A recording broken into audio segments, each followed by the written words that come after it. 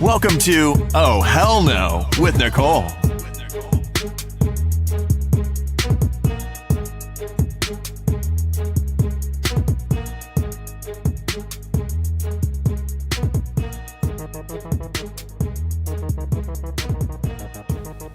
Hey everyone, welcome to another episode of the Oh Hell No podcast. Thank you for tuning back in. So today we have Todd Finley. Did I say that correctly? Said it perfectly. You said it better than I said. Awesome. He is an HBCU grad and proud of it. And we are going to find out what else Todd does. Welcome, Todd. Thank you for joining me today. Thank you for having me, Nicole. I am extremely excited to be on your podcast. I really think you've done a great job and have a great forum. So I appreciate you having me. Awesome. So for those of you that don't know, HBCU stands for Historically Black Colleges and Universities. And we're going to talk about this topic because I think this is a great topic. So Todd, what school did you go to? I went to Florida A&M. Okay. So I went to Florida A&M University in Tallahassee, Florida. Nice. What made you choose this school? Well, when I was in the 5th grade, my sister enrolled at Hampton University, and that's in Hampton, Virginia. Mm-hmm. So I went down with my parents when they dropped her off, and that was my first introduction to HBCUs, and it was just so great to be around so much Black excellence and so many people doing great. That was the day that I said, I'm going to a HBCU. Wow. Okay. Were you accepted to any non-HBCUs? To be honest, Nicole, I didn't even apply. Oh, wow. Look at that. I was a basketball player in high school, and I applied before the season started. And I think maybe a day or two before the season started, my senior year, got into FAMU. And I said, well, I know where I'm going, and that was it. I think I applied to Morgan State and got into Morgan State as well, but that's an HBCU. Okay. So what was your major? I was a business major. So I came in 1999, so that was a little before the social media era. Mm-hmm. And when I hooked back up with a friend of mine that was in kindergarten with me, a guy named Ben Petro, he was my best friend growing up, and he found out that I had my own business. He said, man, I'm so proud of you because in kindergarten you said you either want to be Michael Jordan or have your own business. Mm. So at an early age, I knew that I wanted to be an entrepreneur. Nice. So and business was the track that I took. That's perfect because my next question was, what do you do today to make a living? So you are an entrepreneur. Do you mind sharing with us what it is that you do as an entrepreneur? Sure. So there are many things that I do, but my bread and butter is selling mattresses. Oh. So I said, so my company sells mattresses in Chicago, Illinois, and Cleveland, Ohio. Nice. Listen, mattresses are very expensive. They are expensive, and everybody needs one. Exactly. That is for sure. So that's my bread and butter. And what I'm really building now is HBCU Grad. And HBCU Grad is an Instagram-based digital media company that focuses on HBCUs, people that went to HBCUs, people that are thinking about going to HBCUs, people that are currently at HBCUs, and representing them authentically. So we're building a total media company around that whole concept. So tell us, what is the best part of going to an HBCU for you? I think, wow, that's a great question. I think the best part of going to a HBCU is meeting so many people from around the country that look like you, that come from different backgrounds, but everyone is trying to be excellent in whatever they do. Yeah. So it's the experience is like no other. I really believe that everybody, and not just Black people, I think everybody should experience it. I have friends that went to HBCUs that that aren't black, and they really, really enjoyed the experience because, it's just the culture is nothing like the culture. Yeah, I think so too. It's funny. I was having this conversation with a friend of mine, and she said that her daughter, well, she's in an area where she goes to school, and she's, it's a majority of black people. So her daughter said that she didn't want to go to college with predominantly, that was predominantly black, because she wants to see different people and, like kind of get outside of that, because that's all she's known all her life. Because unlike most people, her area is predominantly black. So what would you say to a young person who has an opinion like that? What would be your pitch to kind of persuade them to maybe come to the HBCU side? And that's funny because I hear a lot of people say that. Mm-hmm. And a lot of people that go to HBCUs, a lot of them didn't grow up in a predominantly black neighborhood or predominantly black area. Yeah. So sometimes it can be a misnomer, and a lot of people that grow up in a predominantly black neighborhood or predominantly black area think that HBCUs are like that. Mm-hmm. And they're totally different. They're some of the smartest, most educated, most driven, diverse people that you can ever meet. And I would love for anybody to go to HBCU because it's one of those places where you come in thinking it's one thing, and then you come out in a totally different realm just because the experience that you have as far as traveling and meeting people that are in business, engineering, people that go on to be doctors.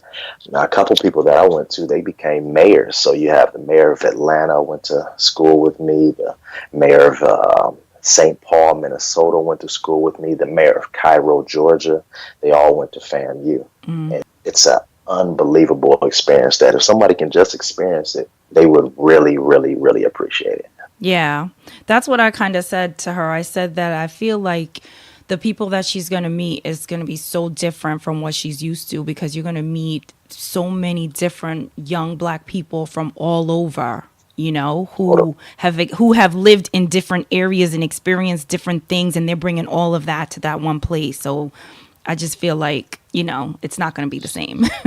It's totally different. And a lot of people's parents that I've talked to, they said they sent their kids to HBCUs to get a black experience. Yeah. So it serves so many purposes, but my life would not be the same. Yeah. If it wasn't for my HBCU experience. That's awesome.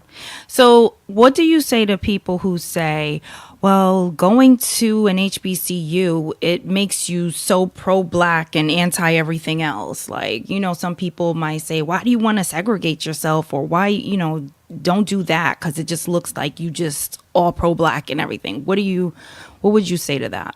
And that's something that you get all the time. Mm-hmm. And I think that because you're pro something doesn't mean that you're anti something else. Right. So being pro-black, there's nothing wrong with that. That doesn't mean you're anti-white, you're anti-gay, you're anti any gender.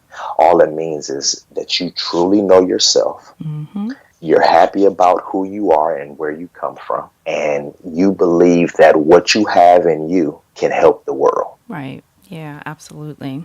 So do you think that going to Howard or one of these other schools carries the same weight as going to a Yale or a Princeton? It all depends on how you look at things. Mm-hmm. And I have a kind of a different outlook on college as a whole right now, just because of the amount of debt and the job opportunities that are out here once people graduate. Mm-hmm. But I do believe that they hold weight. I believe that sometimes the Yales and the Princetons and the Harvards can be a better situation for some people. Mm-hmm. But there are so many outstanding achievements from people that went to Howard, that went to FAMU, that went to Hampton, that went to Spelman, that there are situations where if you really look at the history and who came out of these places, you can say, wow, if we put them and we do an apples to apples comparison, you almost say, wow, I think that HBCU can be a little bit better. So I think it's one of those where you have to it's a case by case type of thing. Mm-hmm. And, it depends on where you're located, how far you want to be, your family structure, that type of thing. But I really, truly believe that HBCUs stand up with the best of them. Yeah, I was reading something. This Bill Maxwell, who's a writer was a writer for St. Petersburg Times. And so in 2003, he wrote this series on historically black colleges and universities where he said the Black Ivy League institutes he named Howard University, Hampton University, Spelman, Fisk, Morehouse, Tuskegee, and Dillard. So I was telling my girlfriend that, Howard is considered an Ivy League, HBCU, and she was shocked. She was like, really? I would never think that. Like, she's like, I know it sounds ignorant, but I never knew that, So I think that also, and these are people who, have children and are going to be the person in their child's ear, encouraging or discouraging, where they go to school and, those sorts of things. So a lot of people don't really realize that some of these schools are considered, top tier. And that was one of the reasons that we started HBCU Grad, because mainstream media has done a really good job putting the propaganda out that HBCUs are not good institutions. Mm-hmm. And with HBCU Grad, what we've done, and with just the current state of the internet with social media, that's where everybody gets their information. And we started Instagram based because we realized that the young people is where it's at. So if we can get to the young people, we can win the cool game with the young people first. Then from there, we can start to educate and let them know through pictures, video, audio, everything that we've always done. But it's the new school media. So with the new school media, people say, wow, I didn't know it was 4 medical schools that were HBCUs. Wow, I didn't know this many people graduated from Howard. Wow, I never knew that Martin Luther King went to Morehouse. Wow, I didn't know there were 3 current mayors that are from FAMU. Wow, I didn't know that all these entertainers went to HBCUs. So once we start to control the narrative and we have the attention, mm-hmm. because as you know, the attention is the game right now. Yeah. And what you're doing with the podcast is just great, because voice is the next wave, because mm-hmm. voice sells time. Right. The reason Uber's doing well is because they sell time mm-hmm. back to the consumer. Right. The reason podcasts are doing well is because while someone's working out right now listening to this, mm-hmm. while someone's driving to work, somebody's going to be driving to work listening to this. We can't do that with video. Right. So podcasts are selling time back. So once you start to control that narrative and you have the videos, you have the podcast, you're on Facebook, you're on Instagram, you're on Twitter, and you start to talk to them and educate and give them some entertainment. You give them a way to have some escapism during the day, even if it's that 3 or 4 seconds where they say hi or they click like on the picture. Then you can start to let people know what's going on with HBCUs. You can let people know what people are doing well. You start to be able to have conversations, and those conversations can lead to great debates. And you can learn how to improve. And we're not trying to do anything in a fake way. We're trying to do it authentically. So we want to tell the good, the bad, and the ugly, but to have truly good debates about what's going on. But if people knew about HBCUs more and the mainstream media covered it more, people would know about it. But that's what we're going to do going forward, is really let people know how great HBCUs are in the experience and the culture and everything that you get from it. I really believe that HBCUs are great for everyone, and not just Black people. Yeah, absolutely not. Not just Black people, everybody, people. We can all go. Exactly. So what are some advantages do you think there are of going to an HBCU? It's the network. Mm-hmm. And that's college in general. Networking in college is everything, because I feel really strong about what you should be doing in life. So I think you should be pursuing your purpose or figuring out what your purpose is. And there's no better way to find your purpose than going to college. And if you're in college and you're sharing ideas, with people that look like you, sound like you, are from where you're coming from, then it really, really helps you and helps stimulate your mind to get to a level where you can say, okay, this is what my niche is, and this is how I'm going to contribute to society. Yeah. So do you think that there are any disadvantages for going to an HBCU? I think so.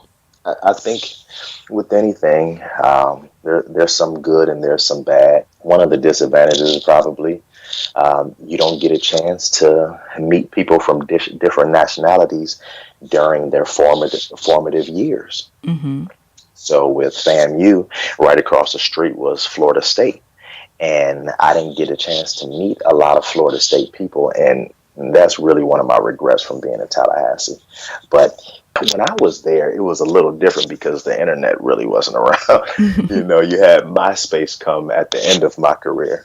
Oh, okay. But now with social media, you can put in hashtag or Florida State or put in location of Florida State and then start to network with people. So the disadvantages that were there, because it was location based and interacting based only in real life, those are kind of taken away now because we have the internet and we can, with the click of a button, get to anybody. A couple of weeks ago, we had a friend over, and he has a daughter that's, going to college soon, and she got accepted to Howard and some other schools, like some schools here. And we were having a discussion about the whole HBCU. And my husband, who is, Caribbean, I'm Caribbean too, but I was born here. He was born in, the country. He's from Jamaica. And we were just talking about it. And he for someone who's not born here, they don't really get the whole concept of HBCU, or, it's just like, what is that? Why, whatever. So we were explaining to him, how great it is. And he said, well, what about when, you graduate and you go for your job? When people see that, let's say a white employer sees that on your resume, is he going to look at that as, oh, she went to an Ivy League school? Or are they going to discredit it and say, oh, she went to one of those? Or, how do you think that goes over? In my experience, it turns into an immediate talking point. When I said I went to Florida A&M on resumes, and people said, oh, where is that? Tallahassee. And then you start talking to them, then you start to be engaged in a conversation. And within interviews, when you can start to connect with someone in a way and or educate them, you can kind of turn the tables a little bit, and then the relationship starts to form in a different way. So oftentimes people don't have any preconceived notions of what a HBCU is. So you're the one that can educate them about HBCUs. You're the one that's the first impression of what the product of HBCU is. And the product of HBCUs is unbelievable how passionate, how smart, how driven, how goal-oriented HBCU grads are. Yeah, absolutely. And for me, my response was like, well, if you went to a HBCU, your hiring person might be black. You know what I mean? Because, Right. Because you done made connections and you didn't got your resume to the right place. And this person might be like, oh my God, I went to this school too. Or, because the network from what I know and just think is like huge. It's just like being in a sorority or fraternity. Once you have those connections and you stay connected to that, I mean, the opportunities are endless. That is so true. Yeah. And anywhere I go in the country, there are people from FAMU. There are people that are in my fraternity. So now you have the fraternity connection, and you have the HBCU connection, and you have that FAMU connection. In my 20s, life was really, really fun traveling. Yeah, it was great, and all of it stems from the college I chose. And I'm pretty sure anybody from any HBCU will tell you the same thing, that the best decision in life that they ever made was going to an HBCU. Yeah. So what do you think about the fraternities and sororities? Do you also think that, young people should look into those groups? Definitely. I definitely think for a lot of people, fraternities and sororities can help because it teaches you life. All it is a subset of life. Mm-hmm. You're going to have to humble yourself to get anywhere. You're going to have to work with people to do anything. And you're going to have a great reputation to continue to thrive within life. And it's the same thing within fraternities and sororities. And it teaches you how to serve. It teaches you how to lead. It teaches you how to follow. And it teaches you pretty much everything that you need in life. That's a great way to look at it. I like that you said that. You know, it teaches you to be humble, and that, yeah, you do. Sometimes you do have to, you know, like be the servant. Definitely. You know? Definitely. So that is a really good way to look at it. I like that. So what other passions do you have that you want to explore? I've always been extremely passionate about sports. Mm-hmm. I've always been extremely passionate about Black people. Mm-hmm. I'm extremely passionate about learning and extremely passionate about family. And that's what's so great about HBCU grad, where I've had different businesses over the last 10 years, and I've finally got a chance to mix two of my passions together.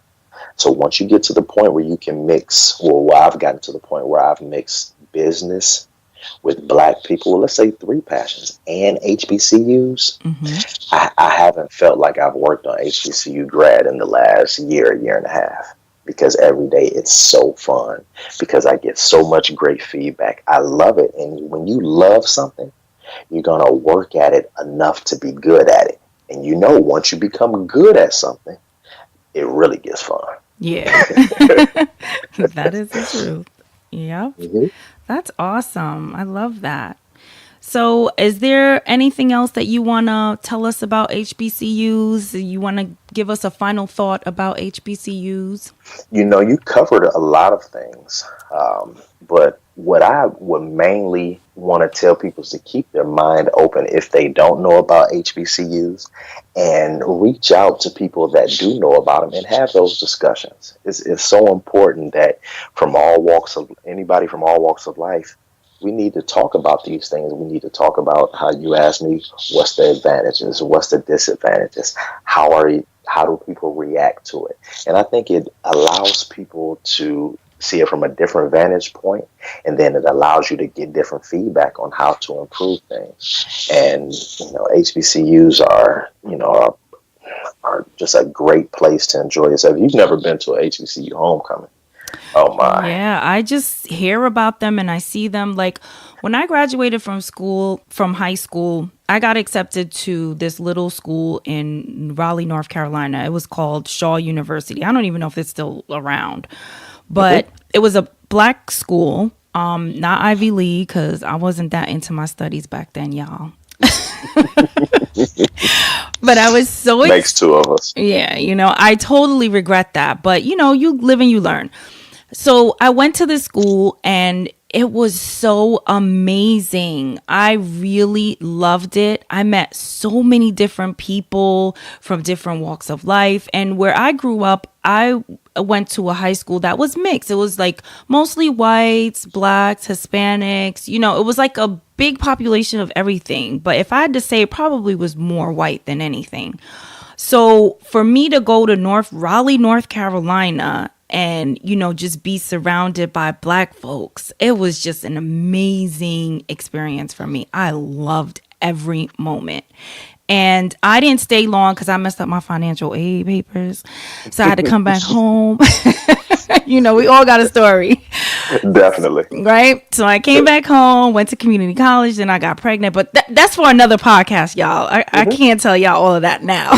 But anyway, as you know, I did end up, you know, going to school and getting my master's and doing all of that. But I did it locally.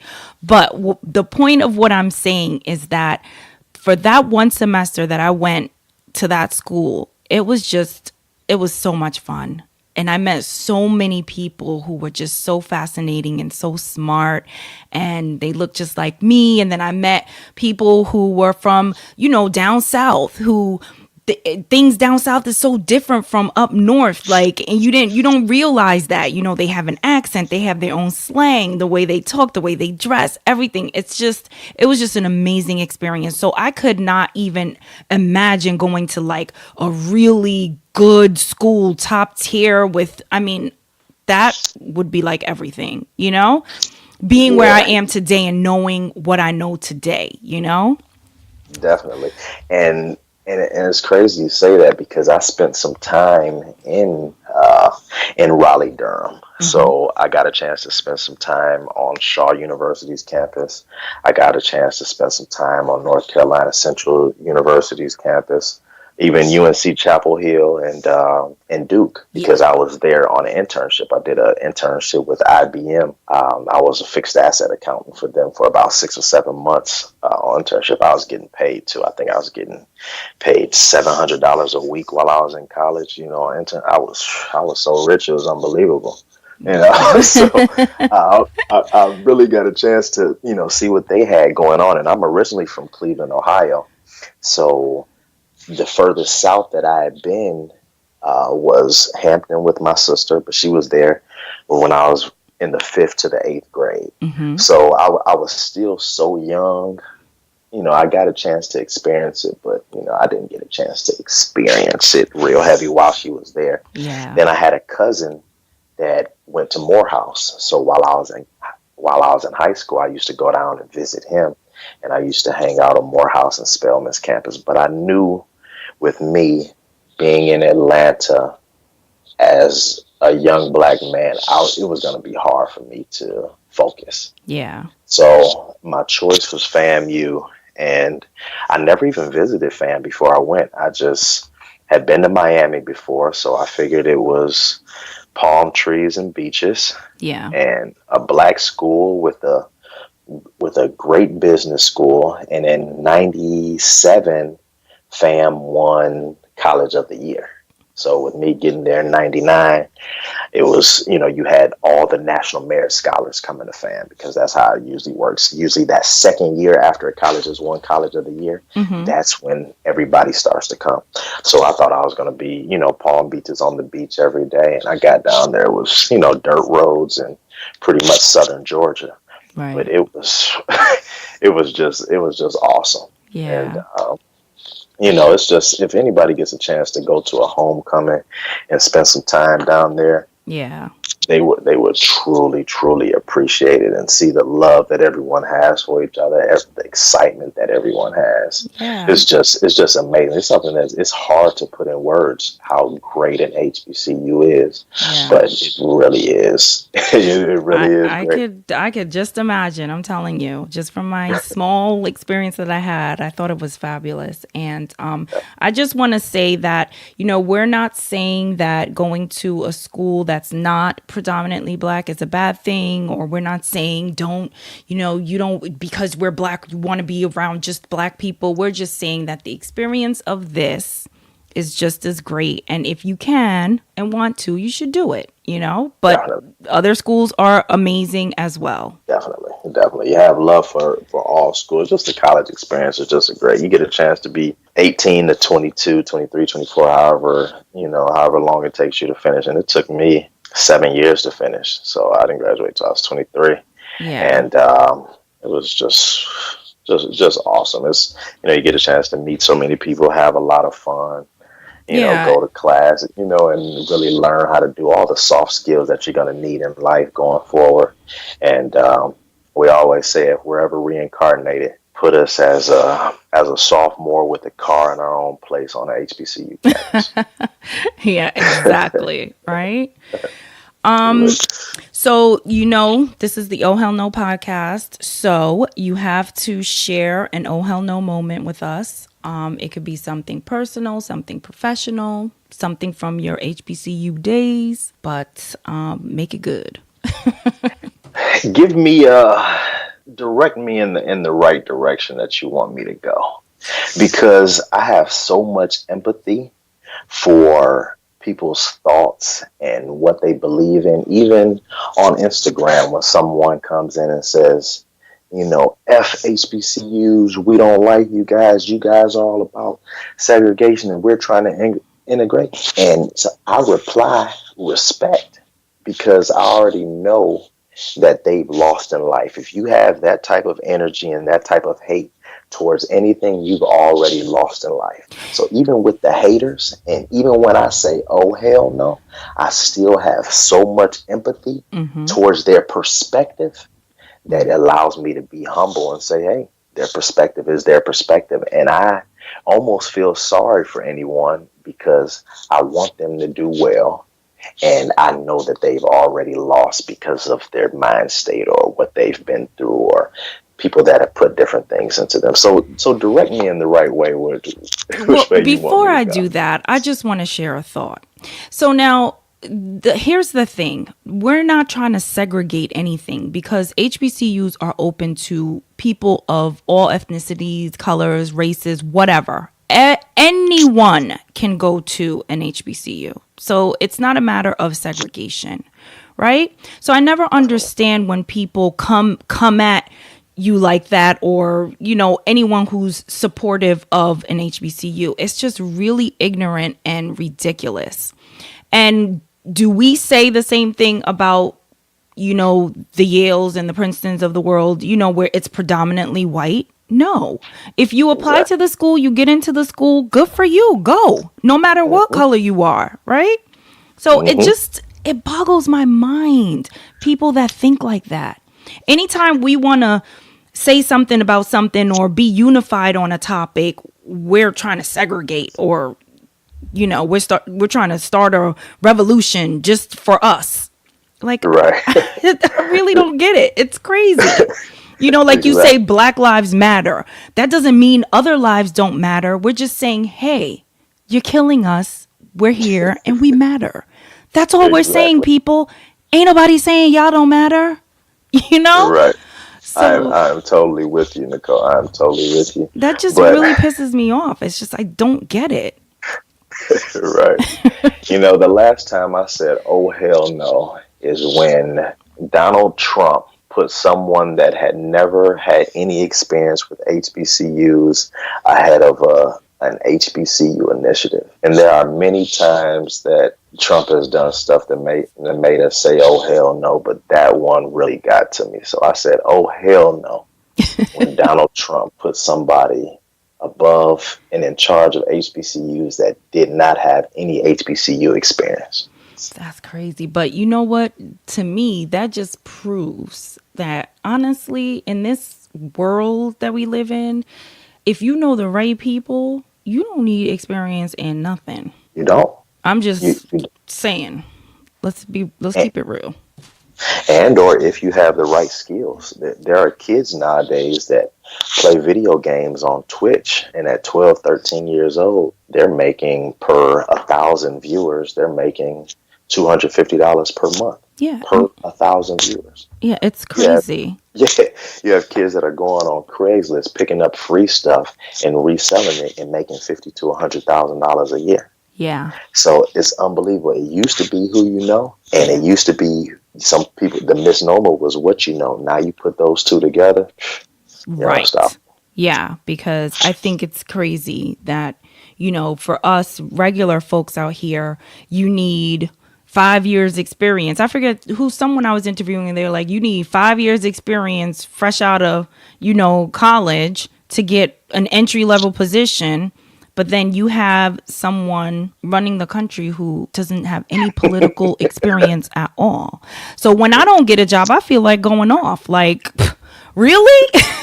Exactly. And I always wondered that. I always wonder when you would apply for entry level positions and they wanted experience. Like, this doesn't make a lot of sense. Yeah. I always wondered that. Crazy. So I don't know.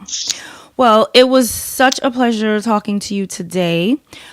Please tell us where we can keep up with you and all things HBCU. I'm heavy on HBCU grad on Instagram. So at HBCU grad on Instagram. And my personal is at Todd Finley on Instagram. That's the best place to catch me. Mm-hmm. And I really appreciate you having me, Nicole. This was a great experience. And I enjoyed sharing my plight through HBCUs with you. I wish you the best in your podcast. I really think this is going to be really big. So I'm going to be able to play this back and say, I was on her podcast early in the game.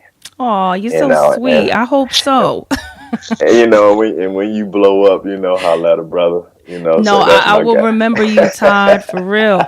I really appreciate this conversation because I think that it will help some parents out there who have, young people who are transitioning into that, phase of their lives where they're making the decision on what school to go to. And I hope that this can help them, or shed some light on HBCUs so that they are a little bit more informed, Yeah.